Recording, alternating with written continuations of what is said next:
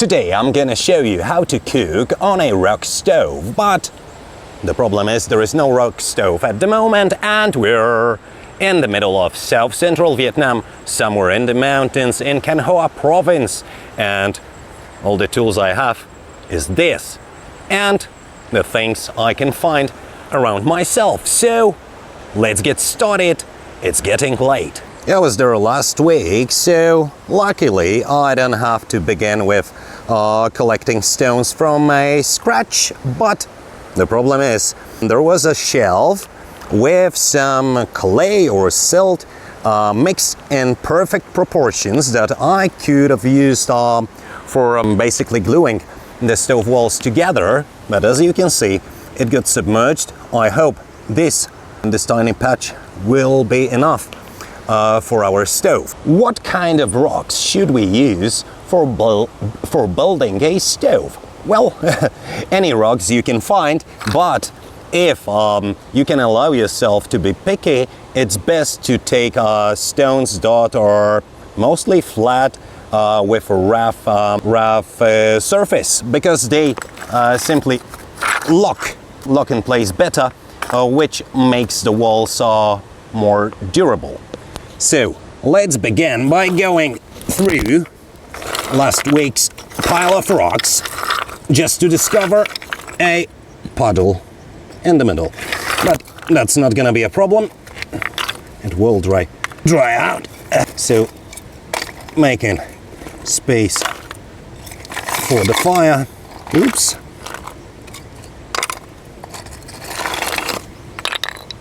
The marvelous fire pit is ready. I decided not to use any clay because the stones seem to be holding together pretty well. So now it's the highest time to get the fire going. Finally, the fire is going. Now we just need to be patient, because in order to cook food properly, we should cook not over the fire but over charcoals. So we gotta wait till the wood gets charred. Meanwhile, I can start marinating the meat, I think. Oh, I forgot to tell you what's on the menu today. Today we're gonna cook meat and vegetable skewers and maybe something else. But in order to do the skewers, we need to wash our veggies first. I have some tomatoes. Let's just give them a rinse. And what else? Wait a second. Bell peppers and some funky mushrooms that need to be washed as well. Of course there is more, but it's much easier to wash them properly while I'm not filming. So see you in a second.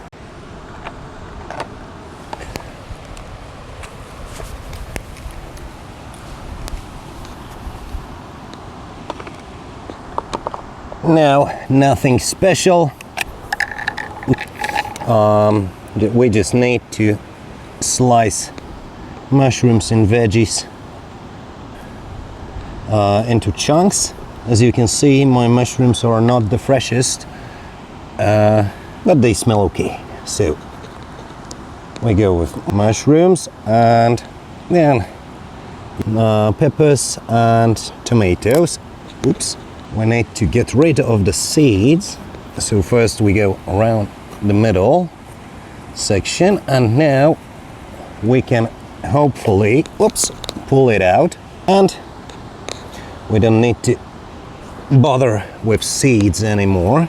We do the same thing with the second pepper, and actually that's it, except for dissecting peppers a bit more so that I can put them on skewers. I'm not gonna cut tomatoes as they are too soft to be put on skewers anyway.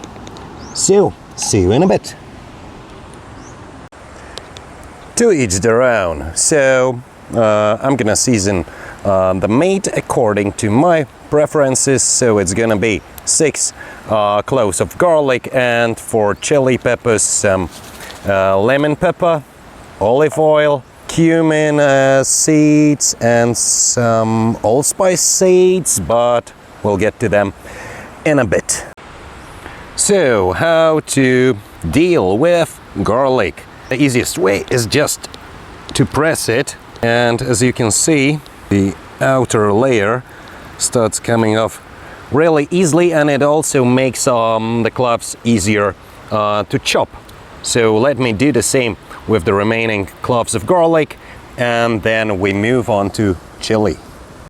If you're not the kind of person that always carries a mortar and pestle with you, even when hiking in the mountains, then you might need to look for some proper stones in order to grind your spices. So this is my mortar, and this is a pestle. And now let's put, oopsie daisy, all that stayed in here is just one juniper berry, so my mortar doesn't do work. Oh no, it does actually. So let me take care of all the spices.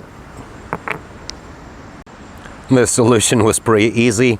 All I had to do is just rotate the stone so that the higher end is facing the downslope, and my berries and spices are no longer falling down. So this is how it goes. Let me finish this one, and it's time to look for some skewers. We're setting up for skewers, and I better be quick, because look, rainforest living up to its name. The top of the mountain is covered in rain clouds already, plus we're close to the equator, so in about 1 hour and 20 minutes it's gonna get dark. So let's go. The best wood for skewers would be fresh wood. And why? Well, it is way more moist than the dry wood, so it's gonna withstand the temperatures better. So you might ask, why you're not gonna cut one of these branches? Well, because the trees around me are acacias planted by the locals, by the Vietnamese people, and I'm pretty sure they would get upset if I chopped their crop. So we gotta head out into a forest that it's not being farmed. I think I found the perfect skewers. Look at that bamboo. It's not too thick, about as thick as my pinky, and I'm gonna need, I reckon, about 4 or 5 skewers. So let's grab the tool and get the job done. You think this one is gonna be enough? Let's find out.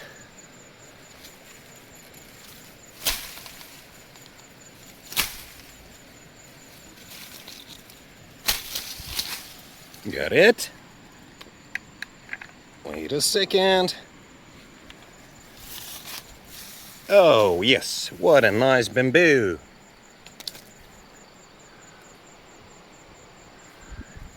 Now we can get back to the camp.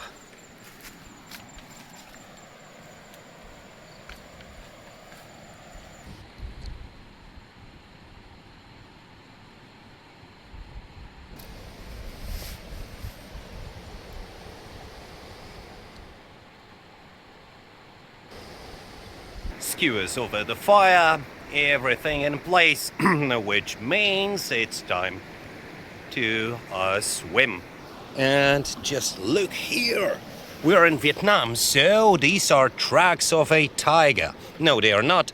They are clearly a domestic dog's tracks.